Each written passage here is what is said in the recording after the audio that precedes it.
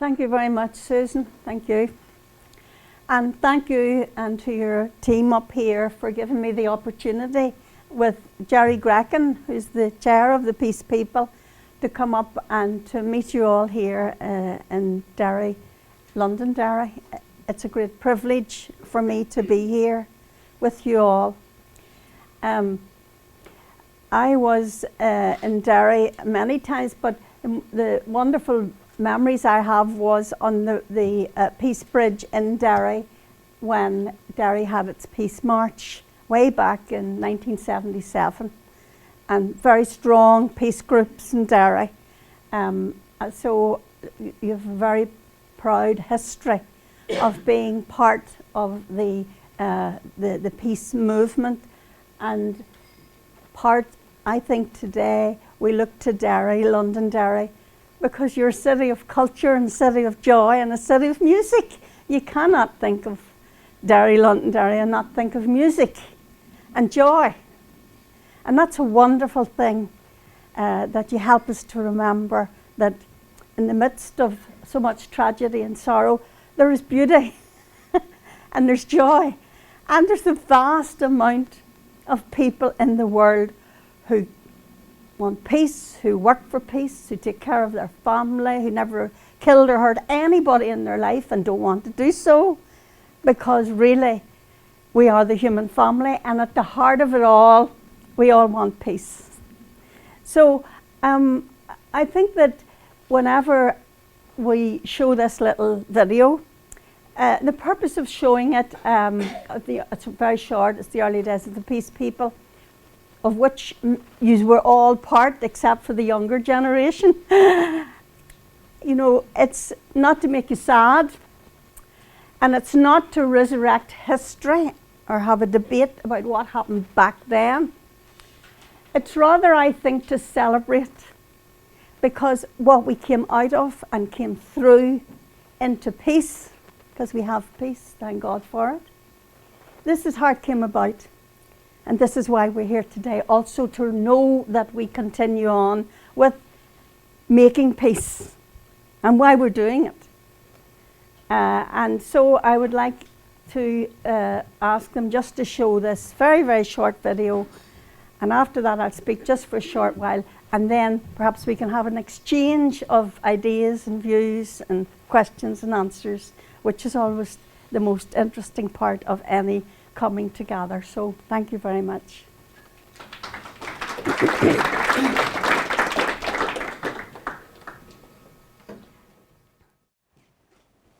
I'm sure that there are people in this room, and to watch that will be bringing back sad memories for them, because in a conflict situation there is nobody that really escapes, because we're all part of the conflict and part of the violence. So I'm sorry if it was painful for you to watch that and bring back those sad memories. But I think it's important that we be encouraged and pick up that hope, because out of that tragedy, great, great things came.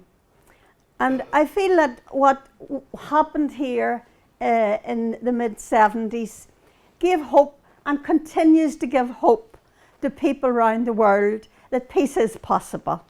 Peace is possible. But if peace is to come about, you must believe that peace is possible.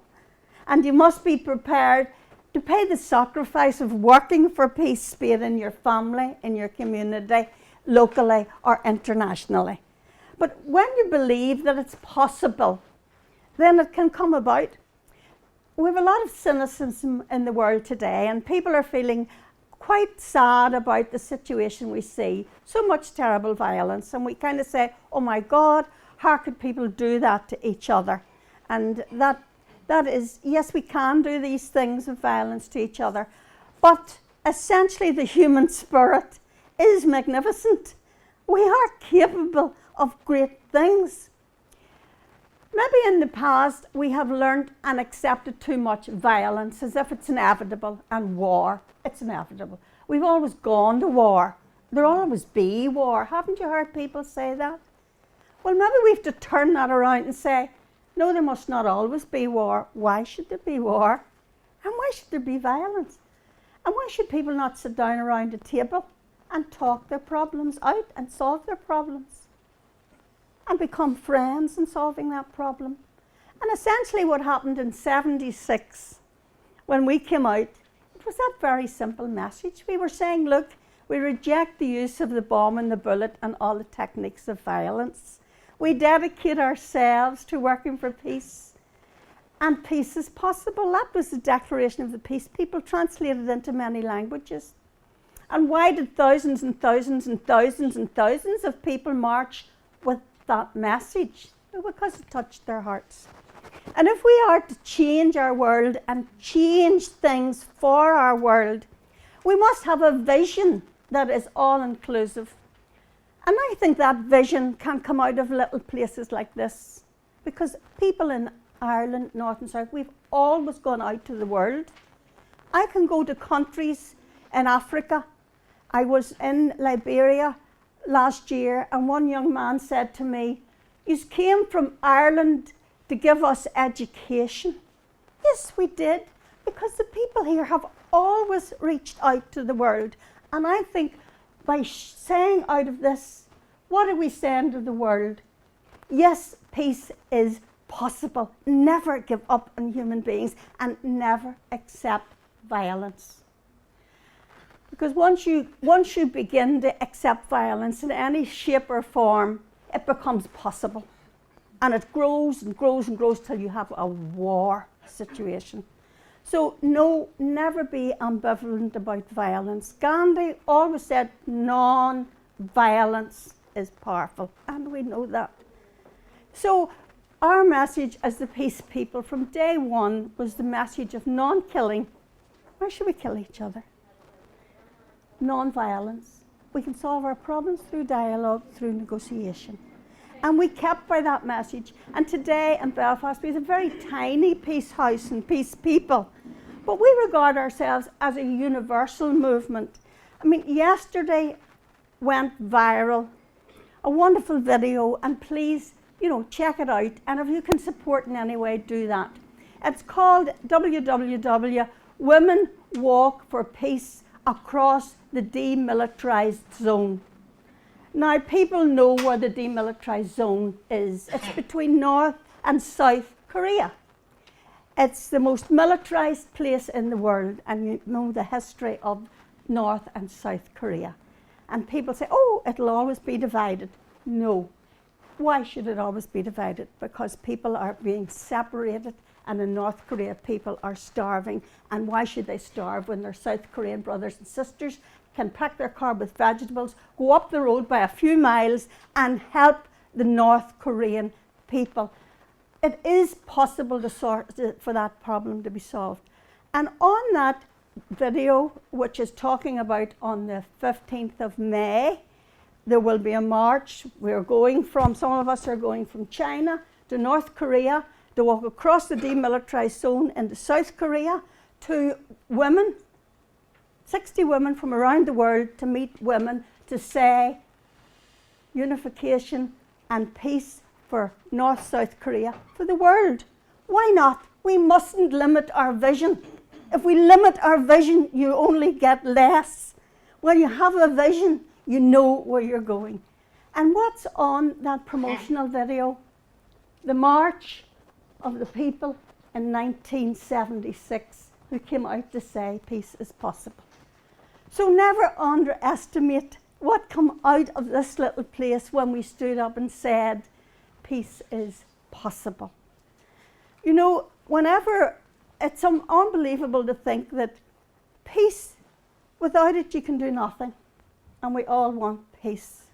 Yet it's not even listed as a human rights, when peace should be listed as the first human right, so that people can actually develop their countries and solve their problems. So I would encourage, if you could look at this video, if you would on mid-May have a small event to remember this historic march in North-South Korea, and to join with people there in spirit who are walking for the peace and unification of Korea and the world.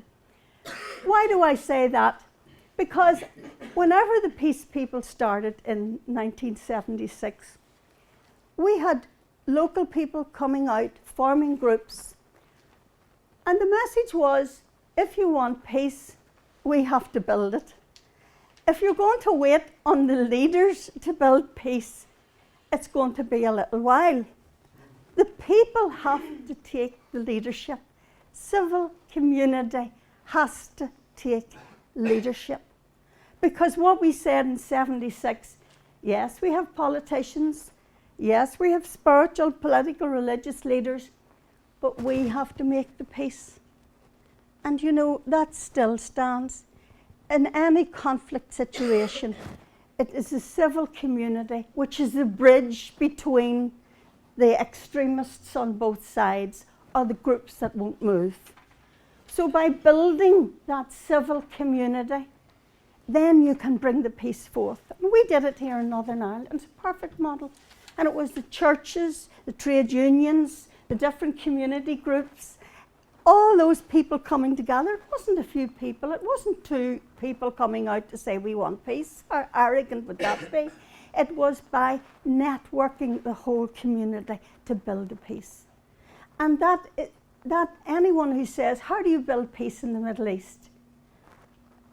It's a hard, long journey, and it starts in people's hearts.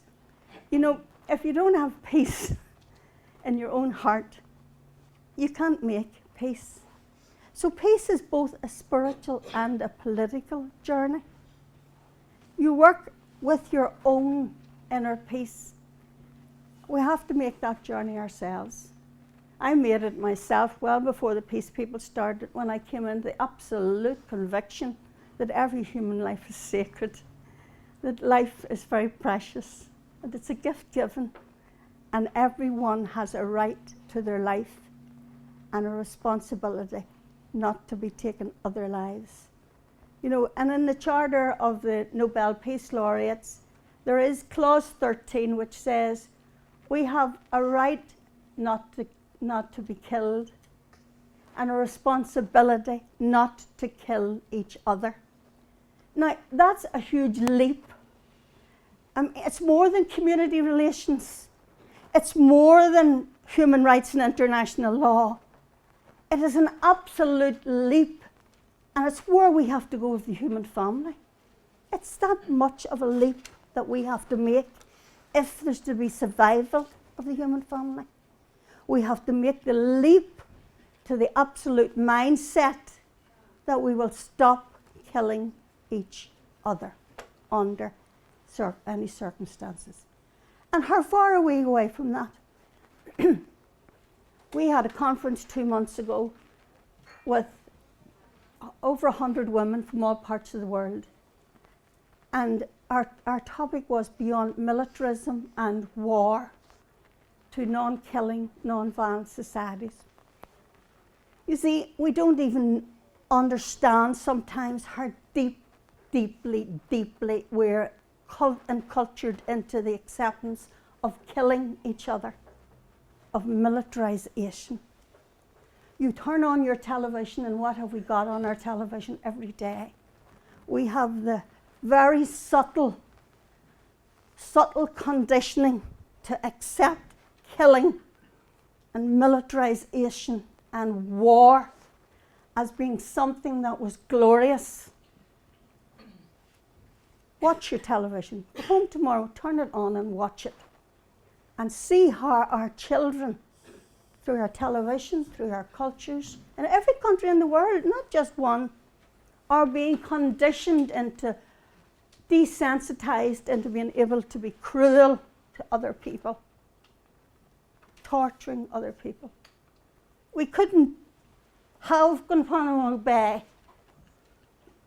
We couldn't have what happened yesterday to that young soldier unless they were conditioned to believe that somehow killing and torture of another human being was acceptable.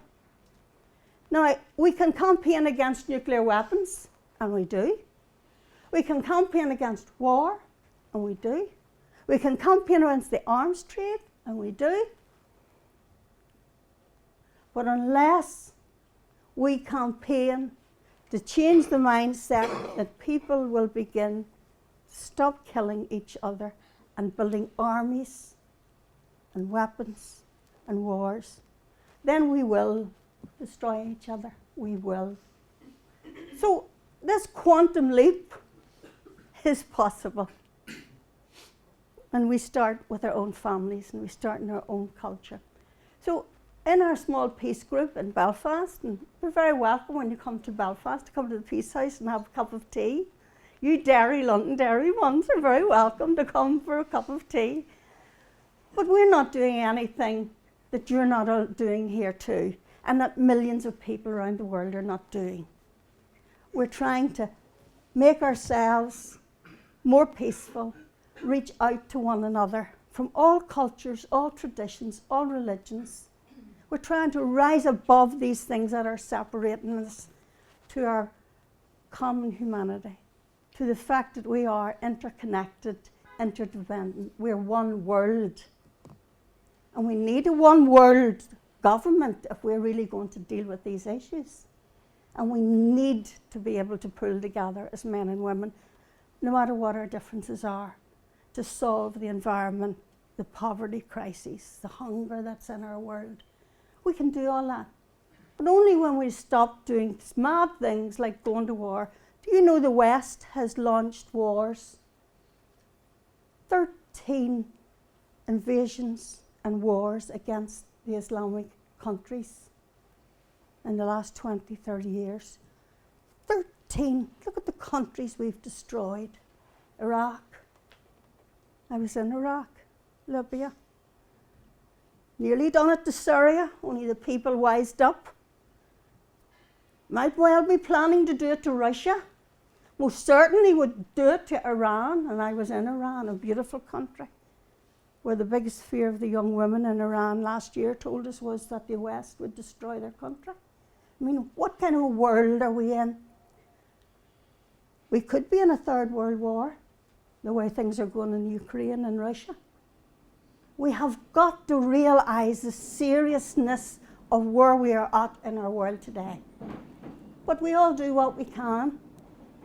We all try to make peace locally and internationally.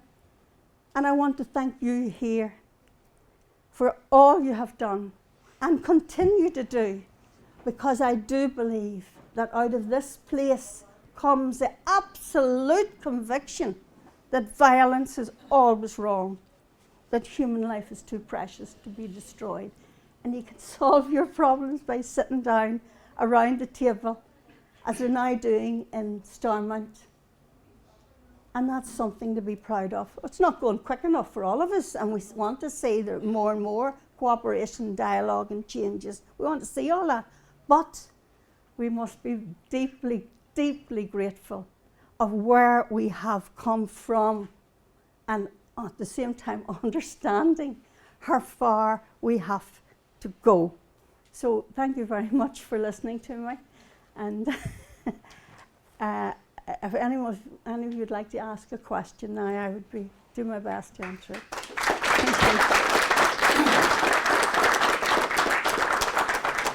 Right. First of all, thanks very much for telling us all about what you people are doing, how good it is. And you said we were sitting beside you. This is you are involved with the world peace thing. Now, one point interesting I will ask you, you're going to war demilitarized zone.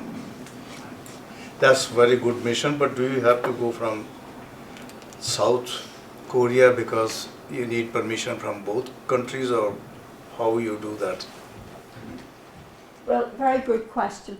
Well, we will go into North Korea, where we will have a conference and meet with people in North Korea, and we go down to walk down to the demilitarized zone, and then cross over the demilitarized zone into South Korea, where we will meet with people in South Korea who are working for peace, and with families in South Korea who have have family in the north of Korea and want to meet with them. Some of them have already been allowed to go into North Korea. So the politic of it is very, very complex because, as you know, you have North-South Korea, you have China bordering it, and you have the Americans there. So it's a very deeply complex 70 years since the division of the country, but they've never had a peace agreement.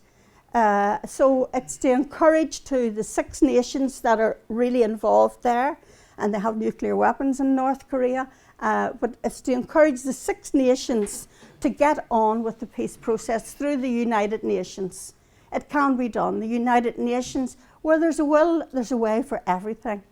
And the United Nations could pull together and continue serious peace talks there for North-South Korea. But our role is to go to encourage people who are working for peace in North and South Korea to say that we're in solidarity with them. Whatever their future is, it's their choice, it's not our choice, but that we would hope for the families to be allowed to meet each other, and the sanctions that are on in North Korea to be lifted so that people can have a full life. So it's to encourage those on the ground and to show that people from all over the world, as these women will be, are supporting them in their work for peace in North-South Korea. Right, thanks. What do you think of that?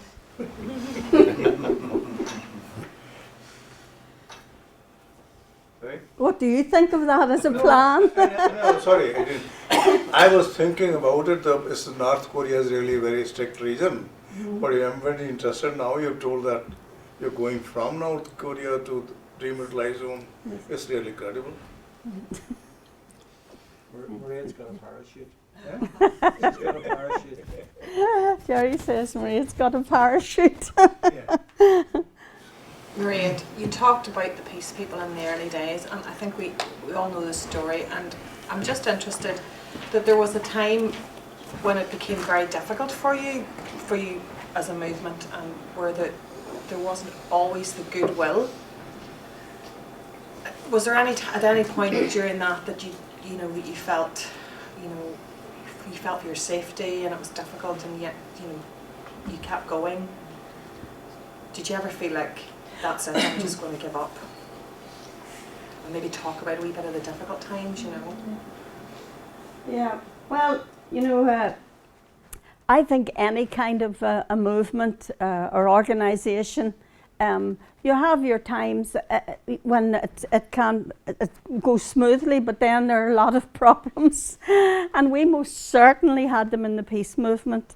I mean, we had the early 6 months where you had the rallies and thousands of people marched, and we'd great international support and all, and that seemed to be the smoother period. But then whenever we started sitting down and looking at how your programme and how you work it and so on, we had a lot of problems. Some people left the peace movement. We had people who come in and they went off after a short while to other organisations, which was marvellous, because we had people who'd come into our youth movement and really after a while had gone to youth organisations, founded other movements, which was terrific, because when people grow and find their wings, that was great. But yes, it was difficult at times. Yes, there were times you wondered, my goodness, is it making any difference? But you come through that. Everybody, you come through that. And Thomas Merton, who's a great he was a great peace writer. I would recommend Merton's writings. And Merton said that when you come into any movement, you want to change the world and you want to change everything, but realise that it's about relationships. It's not about the projects or looking for success or failure. When you're in the peace movement, lose those words, success and failure. And it's about relationships, about the fact you're there with people. And I think that's very important.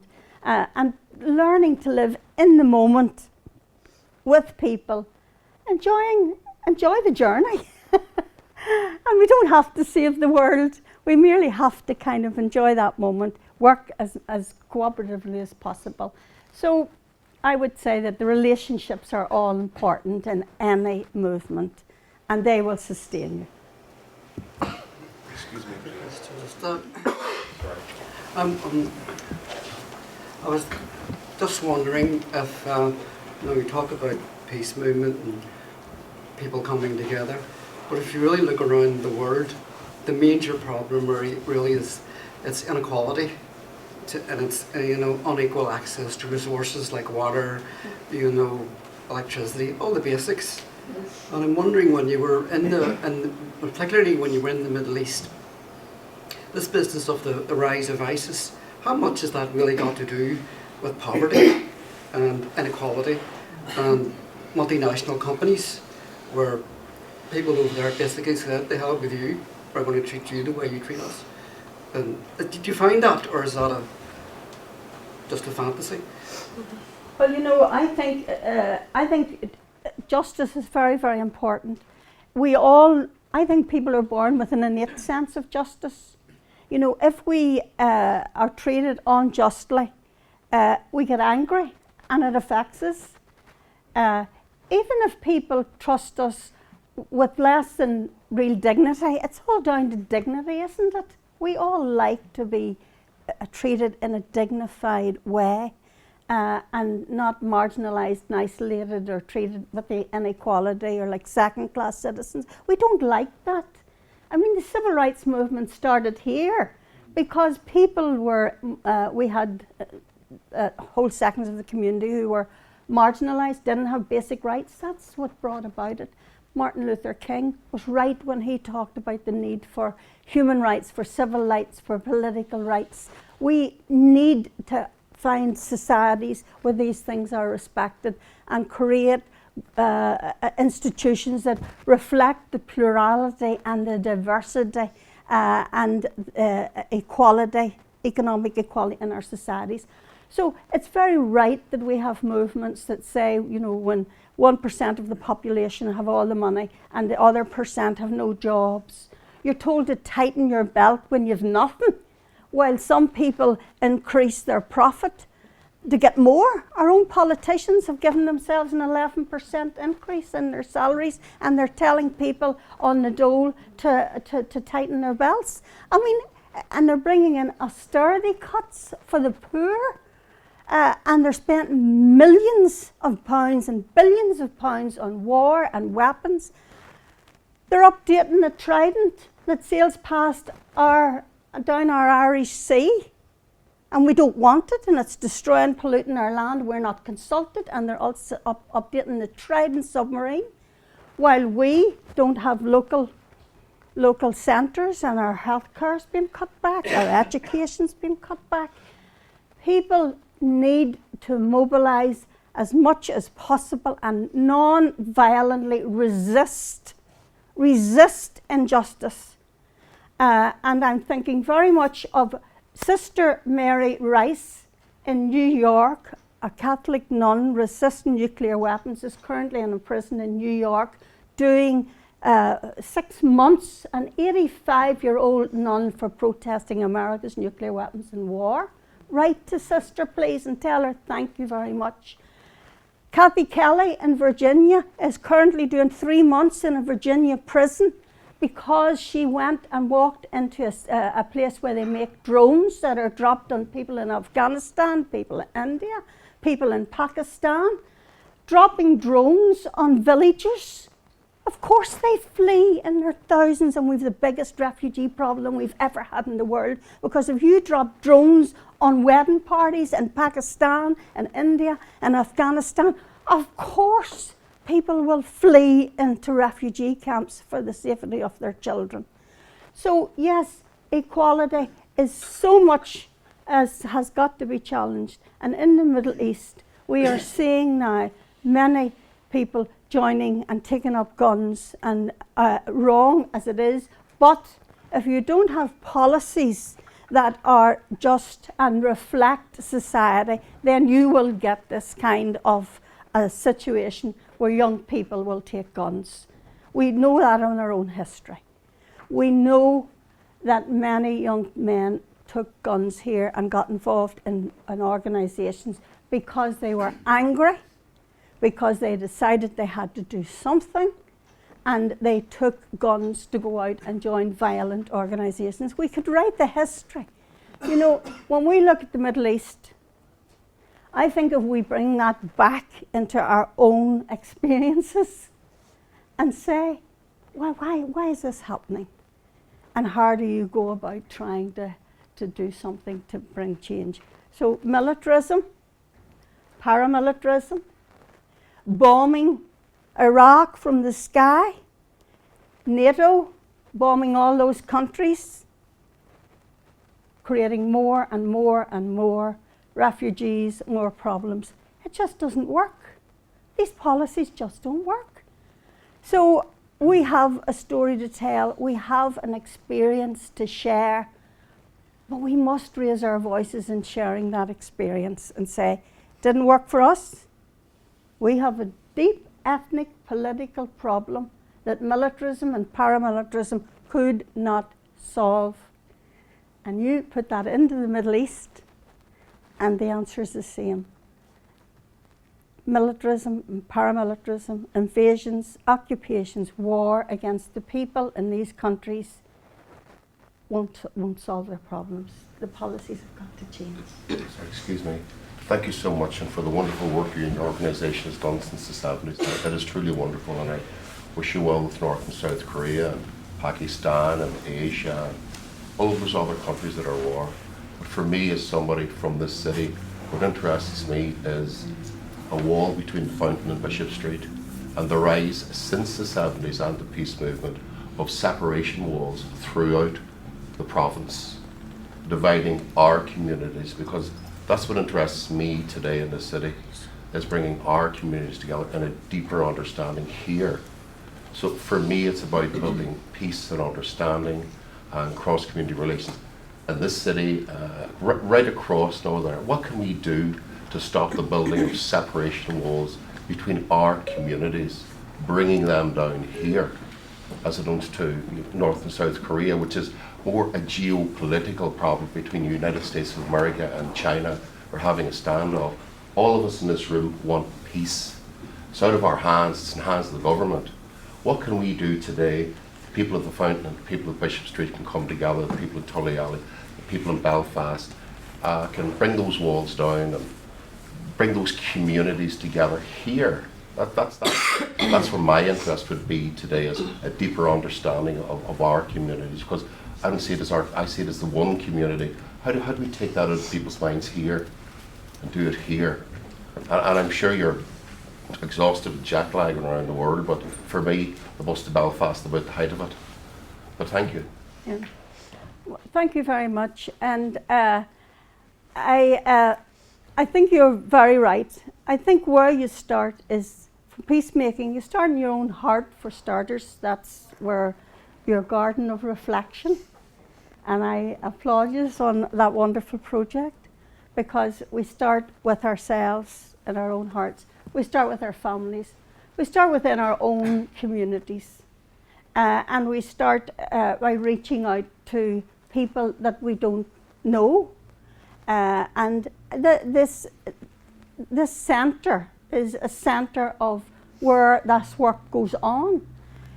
Dialogue, I'm sure, coming into this centre, that you're already looking at how you deal with these issues. I know that all around Belfast, people are looking at how they do this. They are talking, and walls have come down in Belfast. It has taken a lot of communities a long time. In North Belfast, there is one of the barriers has come down, not only one, several. And how did they do it? The people who live on both sides of those barriers have formed little groups. They meet regularly. They talked with the local authorities. How do we get this down? We don't want it. And very quietly, very gently, it wasn't fanfare. It was very gentle, group to group, person to person. And it came down. And that's the only way anything happens, is when people do it. So, you know, if you choose your wall, choose your little spot, bring people together from both sides and start the long process of talking. Dialogue is listening to each other. It's respecting diversity. We live in deeply diverse communities, you know that. And we are different. The communities are different. So how do we deal with that? It's respecting the other person's point of view and listening to what the other person's problem is. And when you sit down with another person and you respect them, now you mightn't respect their politics, as one of our politicians said the other day, and I thought, he said, ISA, IRA, loyalist groups, you mightn't respect what their politics are, you respect the person and you uphold their right to have their politics. And I think that's the key. You uphold other people's rights to have their political point of view, to have their diversity, to have their culture, to have their tradition.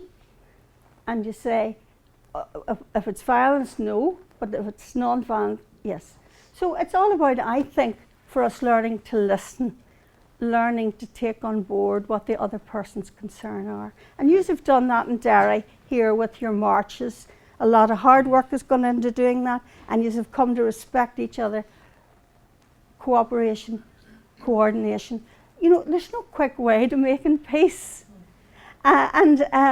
You just have to do that. And we're not all good at listening because we like to just tell others this, I'm doing to you now.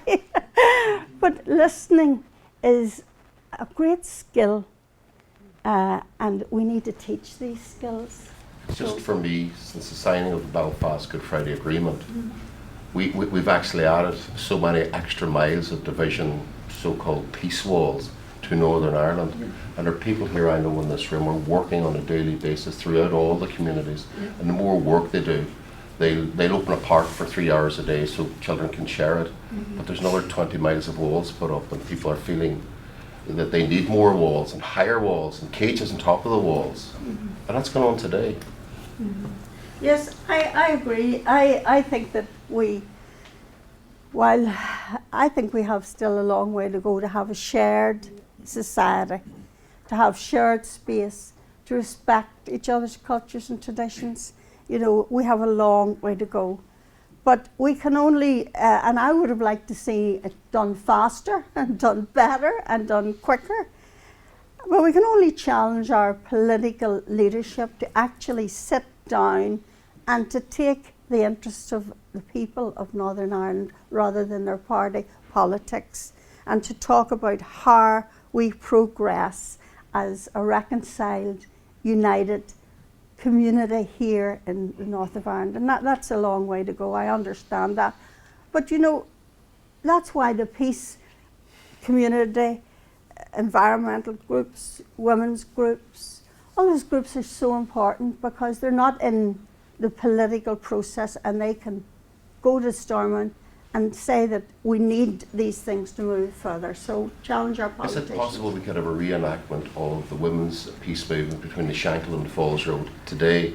Or was it more possible in 1970 than it is today, 2015? Could we do it this year? Can we reenact that as a glimmering light to North and South Korea? Or can we do that here in Northern Ireland today? Is that possible today? Yes, well, I think that you couldn't have the big rallies, that's out, because the rallies happened when tragically we were in the midst of real suffering and people came out. That's not the way to do it. But what you can do is you can link in with each other, encourage each other, help set up small groups. But as you say, you already have these groups working, and develop that civil community so that from the bottom up and united, we can affect change quicker at the top, and most certainly don't allow it to slide back into the past, because peace processes and peace agreements in other countries have broken, and we must ensure our future by seeing that we keep building and don't feel that it's left to the politicians. And you know, I think we do that with the youth. You know, you're saying about jet lag, but we go into, I'm 90% at home. I have a husband, 5 grown children and 6 beautiful grandchildren, and I live in a community in which I am active. And we go to the schools with things like this to ask young people, please work for peace, work for rights, do whatever you want, but be socially active in your community. So, I mean, we work at different levels. And if I talk about international levels, it's because I think that sometimes I know every one of you is in somewhere involved in working for your society. You wouldn't be here today if you weren't. You are the activists. You are the leaven in this community. You know, so why do I talk about other places? I think we need to remember that we are part of this world community and how we can help each other. So really encouraging, starting where you are and building the links is very important. Yeah? And especially the links with other different communities. You know, we're seeing now the conflict where the Muslim community is suffering so much. Reach out to the Muslim community who are now here, the different ethnic groups who are now here. Are they part of our community? Are we working together with them and bringing them in? So, Thank you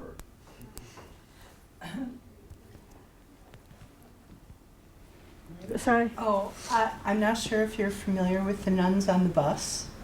Back during the last presidential election, there were 7 Maryknoll nuns who took their vows very seriously, and they bought a bus.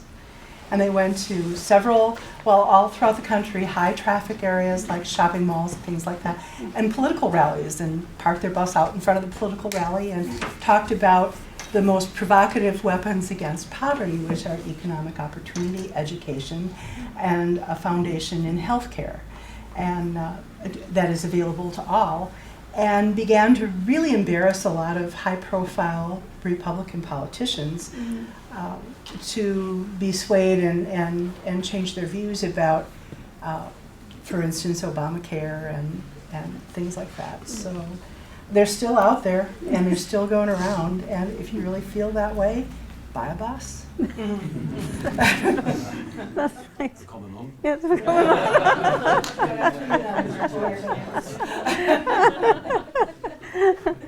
yeah. Thank you. First of all, thank you. I was really touched when I saw the film. And thank you for all that you're saying, the exhortation towards peace. One of the things I'm interested in is how you personally, you know, when you said it starts with you, peace starts in your heart. I was interested in how you personally make peace with yourself that enables you to go out and do the work you're doing. Does that question make sense? Yes, it does. Yes. Yeah, thank you. Well, I personally, I think that before the peace movement ever started, you know, I grew up in West Belfast, and I was always involved in the community, which I loved working in the community as community activist roots, and so that was very important to me. But part of that working in the community was, well, I come from a Catholic background, and you know, part of that was your spiritual faith, and I've always felt that if you know, your prayer life, your meditation, your reflection, whatever way you do it, there are many paths to God. So whatever way you find that inner peace, that inner sense of joy, then make time to do that, because you know, life's for having fun, being joyous, and you find that when you make time, whatever way is your way, to find that peace.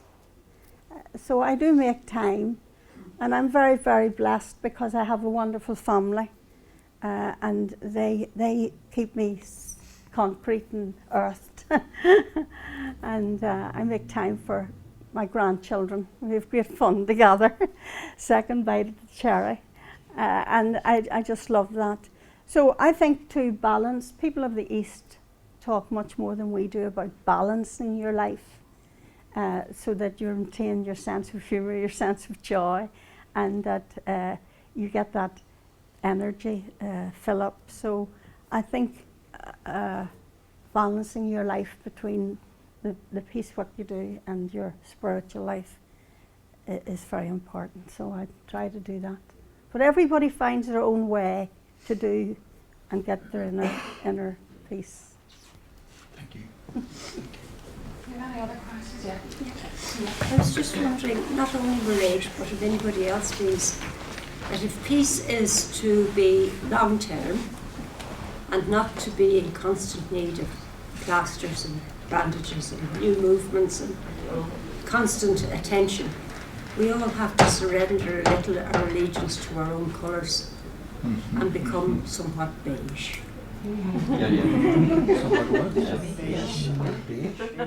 Yeah, yeah. I think that's very true. You know, I think whenever you grow up in an ethnic political conflict like we have, you're inclined to almost feel, well, this is how I identify myself. I'm this, I'm not that. And I think we have got to move beyond a strong identification with flags and colours and religions. It's strong, whereas recognise that everybody is on a journey and we're all the time learning, and there's no such thing as certitude, you know, and that we can, by that kind of an approach to changing, things are always changing, and respect for each other is very important. So let go of our certainties and try to see what the way ahead is.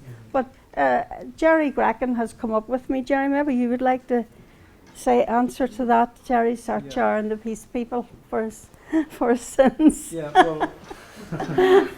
well, like Mairead, and I came from West Belfast myself, and I couldn't sit here and say that at a time. I mean, my background, my father, God rest him, was from County Meath, and my father's mantra was he asked me to live for Ireland and not die for it. Now, my uncle Mick, who was involved in the 1916 Rising in a very big way, he used to meet me and give me certain orders in Dublin, like go back up and shoot that effort Paisley. I was pretty disappointed the next time he met me that I hadn't carried out his wishes. You know, so, and many guys have met along the way, guys from West Belfast. I certainly had strong aspirations towards United Ireland and that sort of stuff. I think when we look at it, for to be totally honest, and I have over a period, when I had the experience, as I said in the film, over that young boy who was 6 weeks old, I carried into the church. Whatever my political beliefs were then, and I certainly did have them, I didn't condone violence. I think it was a consequence that went seriously out of control at the time. But in terms of what we have to do, I think that we have to, yes, change the dynamic of our thinking. And I think of Ireland, if this island is ever to be united, and that's not important to me in the way that it used to be, but as John Hume would have said, after all, it's a piece of land, but we were killing an awful lot of people over it. I mean, if our conflict had happened in America, it would have been 500,000 people. How many 9/11s is that? You know, so, you know, it was a massive thing. It was a horrible thing. I went to school with guys who, were close friends of mine. I know brothers who shot each other, feuds, the whole lot. It was horrific. And I said to myself, you know, if we're out to unite Ireland, what are we going to do? Are we going to divide housing estates, families, and individuals in the process? So when we talk about unity, what is unity all about? And I really think that even sort of contemporary Republicans maybe should look and be cognizant of the fact that if we look at the original Republicans and the United Irishmen, they were basically fighting to emancipate largely sort of Catholics. I think we've got to a point now where I think the whole political palette has changed rather dramatically. I mean, I'm very interested in politics, but I see what is evolving now. You know, it's I think there's more than one palette on the go, and how we evolve in these islands. And there was a time I wouldn't have said it like that. I would have been, yes, ourselves alone. But you know, Mairead always sort of impressed me because she was always very international in her thinking, and that made a big, big impression on me. And I found getting away from that kind of thought, I find has been very, very liberating. Now, and I know sometimes people, and I don't say it was level as a criticism, but the idea of us reaching out, many people reached in, you know, people like George Mitchell, etc. So I think we owe people out there to share, as Mairead says, you know, the film can be a bit emotional, but equally speaking, it can lead on. It can be a sequel to great joy, the joy that we're not doing that anymore. And I think the way that we need to actually look, I think we need to change our thinking. I think our thinking has been changed. You know, ourselves alone now has maybe gone on to things like Sinn Féin having MEPs in Europe, and I think that's wonderful because it has changed the dynamic. I think, you know, when we look at it, I think there's a great, you know, analogy between Ulster Protestants and those who would aspire to the east, and maybe the Nationalist Republicans who would aspire to the south. You know, at the end of the day, overarching in all of that is the whole European dynamic. And when you see what Europe did for Germany, Germany was liberated. The young Germans were liberated with the European experience, and I think it's had a fantastic effect on us here. But I think if we keep aspiring to the south and the other grouping aspire to the east, we're forever apart. So I think we need to change our thinking. I think we need, on the day, and it'll be a bit of a genius that can come up with it, but we need a communal aspiration.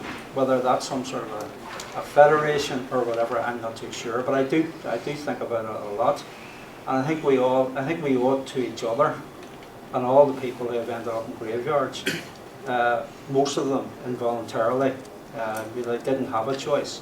So the choices that we have for the future are, you know, we have to change the dynamic. We have to be magnanimous in our thinking, because if we keep on holding on to the old stuff, I think, as I said one time, if we keep using the same ingredients, we'll keep ending up with the same cake. You know, that's just my own feeling.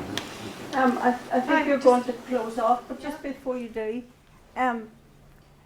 you know, this has been very helpful for us, though we would have, you know, it's great to hear you using them. Maybe I should have spoke less and listened more.